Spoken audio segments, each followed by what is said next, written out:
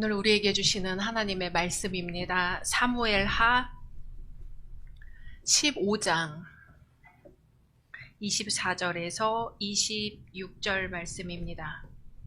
사무엘하 15장 24절에서 26절 말씀입니다. 다 같이 한 목소리로 합독하겠습니다.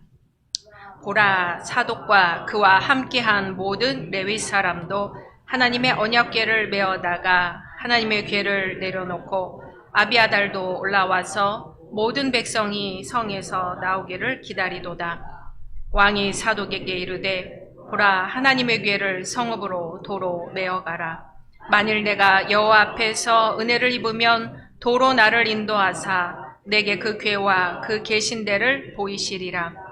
그러나 그가 이와 같이 말씀하시기를 내가 너를 기뻐하지 아니한다 하시면 종이 여기 있사오니 선이 여기시는 대로 내게 행하시옵소서 하리라. 아멘.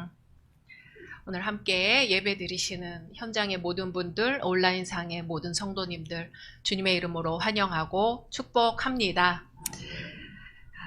약속의 말씀 함께 암송하겠습니다. 베드로전서 4장 10절 말씀. 가까운 사를 받은 대로 이런 거짓 사를 받은 서로 같이 서로 인상하라. 아멘. 주신 말씀대로 이루어 주실 줄로 믿습니다. 아멘. 두 젊은이가 자신들이 저지른 죄에 대한 죄책감으로 고민 끝에 신앙심 깊은 노인을 찾아갔습니다. 저희들은 잘못을 저질렀습니다. 그래서 괴롭습니다. 어떻게 하면 저희가 용서받고 죄책감에서 벗어날 수 있습니까? 무슨 잘못을 저질렀는지 자세히 말해보시오.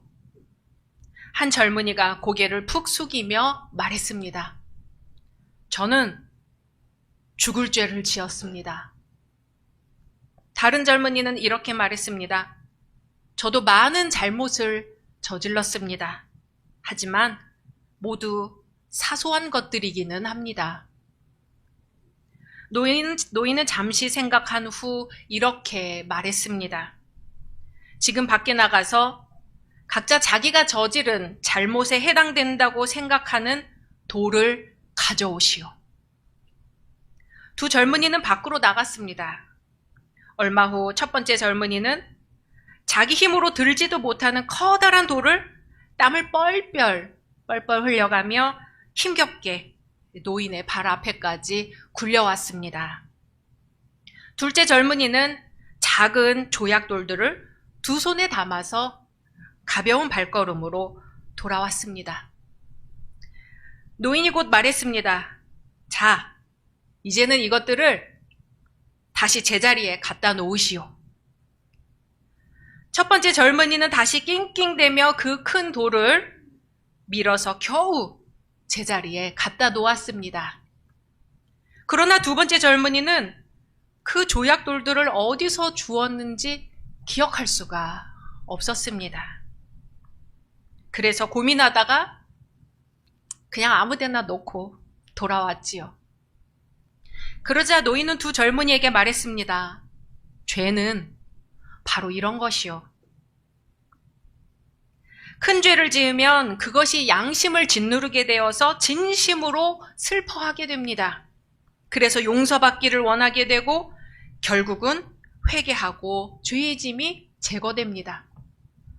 하지만 작은 죄들은 죄책감도 작아서 잘 느끼지 못하고 참 회개를 하기 힘들게 해서 늘 죄인으로 남아있게 하지요. 그러니 큰 죄뿐만 아니라 작은 죄들도 피해야 합니다. 우리 모습이 바로 이렇지요. 11조를 드리지 않는 것, 주일 성수를 하지 않는 것, 남을 해치는 것 등 눈에 띄는 큰 잘못을 하게 되면 그런 죄에는 크게 신경을 씁니다. 어쩌다 큰 잘못을 범하게 되면 곧 돌이켜 눈물을 흘리며 회개를 하게 되죠. 그러나 아주 작고 사소하다고 생각되는 것들에 대해서는 어떤가요? 몇 마디 말로 사람의 마음에 상처를 준 것, 위기를 모면하기 위해서 한두 번 거짓말한 것, 행동으로 드러내지 않고 마음속으로 욕하고 저주한 것들, 나도 모르게 저지른 것과 알면서도 이 정도쯤이야 하고 넘어가는 것들이 얼마나 많은가요? 오늘 누가복음 말씀에서 바리새인은 자신이 남의 것을 빼앗거나 불의하거나 간음하는 사람들과 다르다는 사실에 감사했습니다. 자기 자신의 의의를 드러내기 위해 남을 정죄합니다. 남을 정죄하고 무시하면서 자신은 그들보다 한 단계 더 높이 있다고 여기고 있죠. 금식을 하고 11조를 드렸고 하나님 앞에 그렇게 자랑을 하고 있는 겁니다.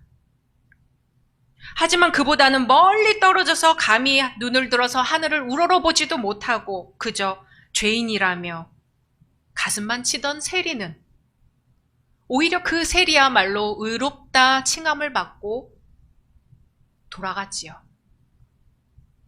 의인은 없나니 하나도 없으며 율법의 행위로는 하나님 앞에 의롭다 하심을 얻을 육체가 없습니다.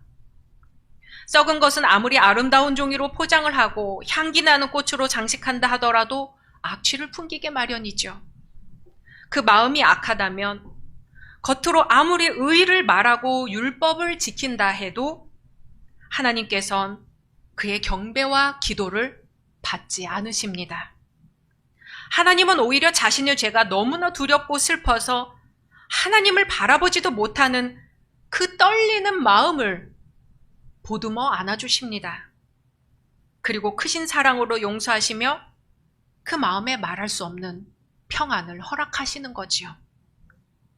하나님 앞에 드려질 우리의 기도는 어떠해야 할까요?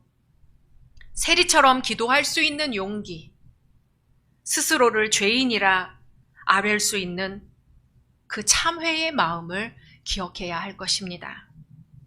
그저 말도 못하고 고개도 들지 못하고 가슴만 치면서 주여 나를 불쌍히 여기소서.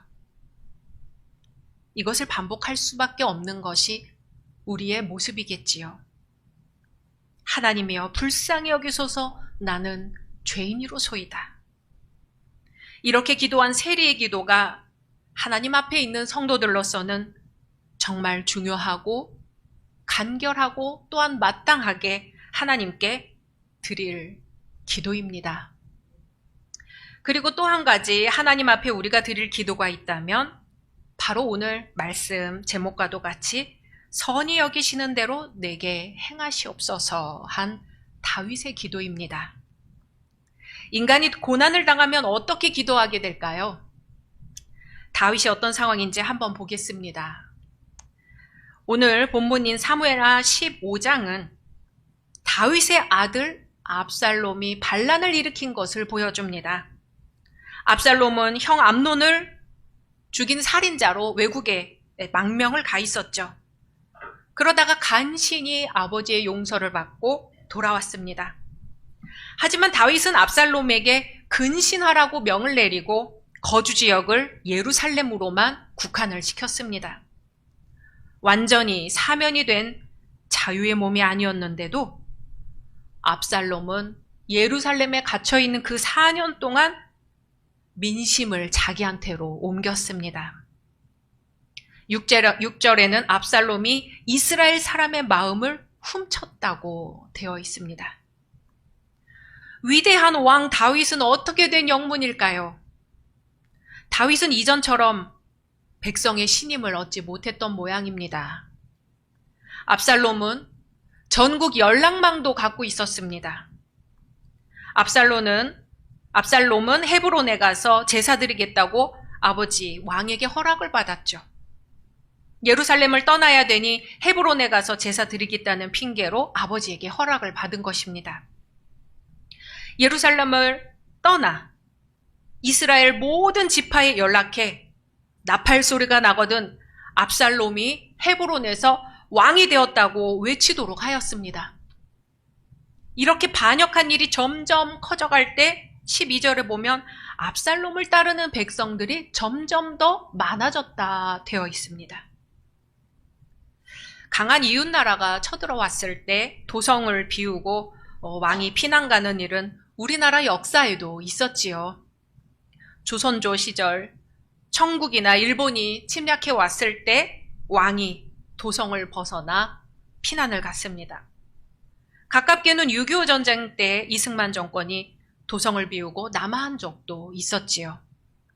다윗은 압살롬이 반역하여 예루살렘으로 진격한다는 소식을 듣고는 온 가족을 거느리고 예루살렘을 떠났습니다. 왕이 도성 밖으로 나오자 다윗 왕은 자신을 따라 나온 사람들이 누군지 궁금했던 것 같아요. 한 사람 한 사람 왕 앞으로 지나가게 해서 엉겁결에 도성을 떠나오긴 했지만 얼마나 많은 이들이 자신을 따라 나왔는지 확인을 한 것 같습니다. 근데 이때 나온 사람이 누구냐면 하나님의 언약궤를 메고 나온 제사장 사독과 레위 사람들이 다윗 왕을 따라 나온 거예요. 대세는 이미 기울어져 다윗은 쫓기는 몸이 되고 압살롬은 떠오르는 태양이었습니다. 그런데 하나님의 언약궤를 메고 있는 이들은 다윗과 함께 험난한 그 여정에 함께 하겠다고 따라 나선 것이었죠. 오늘 본문이 바로 이때 다윗이 자기를 따라 나선 그 제사장과 레위인들에게 한 말입니다.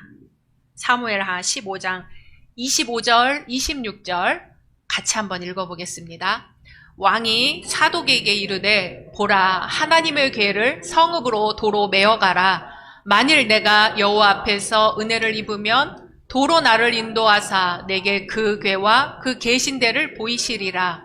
그러나 그가 이와 같이 말씀하시기를 내가 너를 기뻐하지 아니한다 하시면 종이 여기 있사오니 선히 여기시는 대로 내게 행하시옵소서 하리라. 아멘. 하나님의 궤가 뭔지 아시지요? 이스라엘 백성이 이집트를 떠나 시내산에 이르렀을 때 하나님께서 그들에게 주신 10가지 계명을 적은 그 두 돌판이 들어있는 상자 같은 것입니다. 이스라엘 백성은 시내산에서 하나님과 언약을 맺었지요. 하나님 말씀을 지키고 순종하기로 약속했기 때문에 그 석판이 담긴 상자를 언약궤라고 부르며 광야에서 늘 앞세워 어깨에 메고 모셨습니다. 이스라엘 백성이 광야 유랑을 끝내고 요단강을 건널 때는 어땠나요? 요단강은 그때 넘실넘실 물이 차 있을 시기였습니다. 그냥 건너기는 어려운 상태였습니다.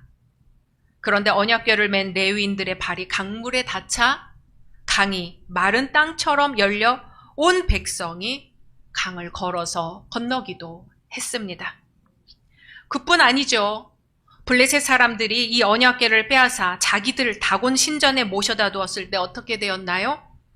그들의 신상이 넘어져 부서지고 괴질이 발생하기도 해서 다시 이스라엘로 돌려보낸 적이 있습니다. 그랬던 하나님의 궤를 제사장과 레위인들이 메고 다윗 왕 앞에 서 있는 거죠. 그것을 보는 다윗의 마음은 어땠을까요? 과거 하나님의 궤와 함께했던 이스라엘의 역사가 주마등처럼 지나가지 않았을까요? 다윗이 사울에게 쫓기는 20여 년의 세월 동안 하나님의 궤는 어느 시골 농부집에 처박혀 있었지만 다윗이 유다의 왕이 된 다음 예루살렘으로 다시 옮기기로 했습니다. 그때 궤를 수레에 싣고 옮기다가 소가 뛰자 우사가 그 궤를 손으로 잡았다가 그 자리에서 죽은 일도 있었죠. 다윗은 내가 뭔가 부족했구나.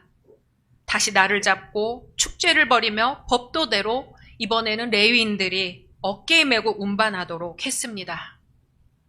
이렇게 성대하게 하나님의 언약궤를 예루살렘에 모신 당사자가 바로 다윗이었습니다. 하나님의 언약궤가 있는 곳에 하나님의 말씀이 있었고 위로가 있었고 기적이 있었습니다. 물에 빠진 사람이 지푸라기라도 잡는 것처럼 다윗은 지금 반역한 아들 압살롬에게 쫓겨 무슨 도움이라도 필요한 상황이었습니다. 하나님의 괴가 다윗과 함께 한다면 두려울 것이 없고 어떤 난국이라도 이겨나갈 수 있었지요. 또 왕으로서 정통성과 체면도 살려주었을 것입니다. 나라의 운명과 가문의 미래를 위해서도 하나님의 괴가 필요했습니다. 보통 사람들 같으면 제일 먼저 챙기는 것이 바로 이러한 절대적인 힘이지요. 그런데 다윗은 지금 단호하게 아니요 라고 말하는 겁니다. 하나님의 언약궤를 원래 있던 도성 안으로 가져다 놓으라고 합니다. 만일 내가 여호와 앞에서 은혜를 입으면 도로 나를 인도하사 내게 그 궤와 그 계신대를 보이시리라. 아멘. 이제껏 다윗은 고난 가운데 늘 다윗 편에서 함께 하셨던 하나님을 만났습니다. 다윗이 시편 18편 2절에 뭐라고 고백했는지 함께 읽어보겠습니다. 시작. 여호와는 나의 반석이시요 나의 요새시요 나를 건지시는 이시요 나의 하나님이시요 내가 그 안에 피할 나의 바위시요 나의 방패시요 나의 구원의 뿌리시요 나의 산성이시로다. 아멘. 다시 한번 읽어볼까요? 시작. 여호와는 나의 반석이시요 나의 요새시요 나를 건지시는 이시요 나의 하나님이시요 내가 그 안에 피할 나의 바위시요 나의 방패시요 나의 구원의 뿌리시요 나의 산성이시로다. 아멘. 이 말씀이 우리 모든 성도님들에게 이루어지기를 소망합니다. 그런데 지금의 다윗은요, 만일 내가 여호와 앞에서 은혜를 입으면 도로 나를 인도하사 내게 그 궤와 그 계신대를 보이시리라. 그러나 내가 너를 기뻐하지 아니한다 하시면 종이 여기 있사오니 선히 여기시는 대로 내게 행하시옵소서. 이렇게 기도를 하거든요. 자식을 제대로 키우지 못한 것이 내 잘못이고 좋은 본을 보이지 못한 내 잘못이니 주님이 벌을 주시면 그 벌을 달게 받겠습니다. 그저 겸손하게 하나님의 심판을 받기로 선택하는 것이지 어려운 처지에 빠졌다고 해서 하나님께 은총을 베풀어 달라고 하지 않겠다는 겁니다. 한마디로 주께서 바라시는 대로 하옵소서 하는 거죠. 보통 우리는 우리에게 고난이나 위험이 닥치면 한사코 그것을 피하게 해주십시오. 극복하게 해주십시오. 애쓰고 하나님께 매달립니다. 그런데 다윗은 지금 한 나라의 왕으로서 반역을 피해 도성을 떠나가면서도 주님이 바라시는 대로 처분 대로 하옵소서 하고 기도하는 것입니다. 내 잘못은 내가 책임지겠습니다 하는 거죠. 동서고금을 통해 인간은 어려움에 처하게 되면 무조건 신에게 매달리게 됩니다. 불교에서는 인생살이를 고해라고 하지요. 그럴 만큼 삶 자체는 고통의 연속이라 해도 과언이 아닙니다. 그러기에 사람들은 신앙의 힘을 빌어 복을 달라고 하고 앞날이 안전하게 해달라고 하고 평탄하게 해달라고 하고 끝도 없이 빌고 또 빌지요. 고대로 갈수록 더 그렇습니다. 메소포타미아 고대 문서를 보아도 그렇고 우리나라 토속신앙도 그렇습니다. 어려움에 처하면 어떻게 해서든 나보다 훨씬 더 강한 절대자의 도움으로 그 난국을 헤쳐나가게 해달라고 하는 거죠. 그런데 오늘 말씀은 성경에서는 인간의 선택은 그것뿐이 아니라는 것을 보여줍니다. 인간이 고통을 당했을 때 하나님의 힘을 끌어들여 하나님을 자기 편으로 만들고 하나님의 힘으로 어려움을 극복하려고 하는 대신 한번 입장을 바꾸어서 내가 설사 고난을 감수하는 한이 있더라도 하나님 편에서 한번 생각을 해보는 겁니다. 하나님 편에 서서 하나님의 처분에 자신을 맡겨버리는 거죠. 하나님의 괴를 성읍으로 도로 메어가라. 만일 내가 여호와 앞에서 은혜를 입으면 도로 나를 인도하사 내게 그 괴와 그 계신 데를 보이시리라. 그러나 너를 기뻐하지 아니한다 하시면 종이 여기 있사오니 선히 여기시는 대로 내게 행하시옵소서. 다윗은 하나님의 힘을 빌려 이 난국을 헤쳐나가기를 거부합니다. 왜냐하면 아들에게 배반을 당한 몸으로 지금 자신의 목숨을 구하기 위해 도성을 버리고 가는데, 이것은 무엇보다 왕으로서 자기가 잘못 살아온 것이 분명하거든요. 하나님께 도와달라고 할 염치가 없으니 철저히 회개하는 마음으로 이 상황을 피하지 않고 정면으로 부딪혀 가겠다는 겁니다. 사무엘하 15장 30절을 보니까 다윗이 감람산 길로 올라갈 때에 그의 머리를 그가 가리고 맨발로 울며 가고, 왕이 지금 회개하는 마음으로 울면서 맨발로 산을 올라가고 있는 거예요. 예수님은 십자가의 처형을 당할 이유도 없고 또 그런 고통과 수모를 당하고 싶지 않으셨습니다. 내 아버지여, 만일 할 만하시거든 이 잔을 내게서 지나가게 하옵소서. 그렇게 기도하셨죠. 하지만 이어서 그러나 나의 원대로 맛이 없고 아버지의 원대로 하옵소서. 그렇게 기도하시는 거죠. 하나님이 우리 아버지신데 예수님은 그 하나님의 절대적인 힘을 빌어서 그 위기를 피하려고 하지 않으셨습니다. 고통을 감수하더라도 자신을 하나님 편에 맡겨서 하나님이 원하시는 대로, 하나님 뜻대로 일이 진행되도록 하는 편을 선택하십니다. 선히 여기시는 대로 내게 행하시옵소서. 우리는 하나님을 우리 편으로 만들어 하나님의 힘을 이용해 내 뜻을 이루려고 하지 않았을까요?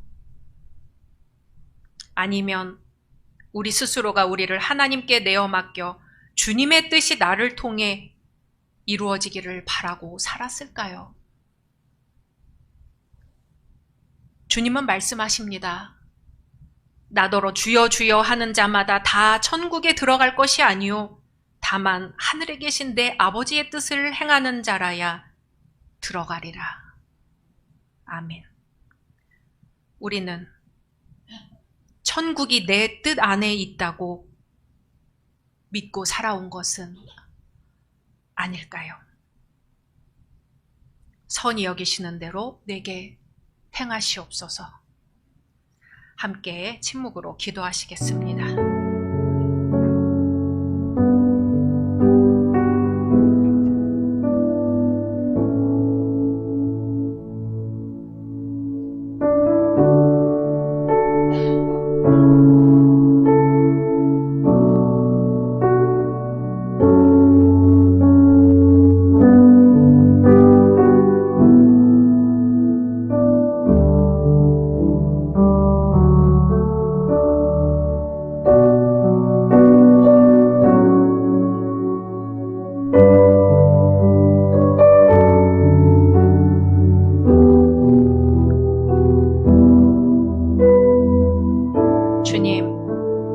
주님의 뜻이 우리를 통해 이루어지기를 원합니다.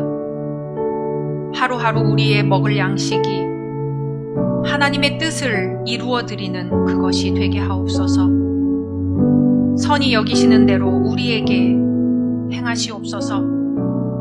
그러나 나의 피할 바위시요 나의 방패시요 나의 구원의 뿌리시요 나의 산성이신 주님, 때때로 우리를 불쌍히 여기시고 은총을 베풀어 주옵소서. 예수님의 이름으로 기도드립니다.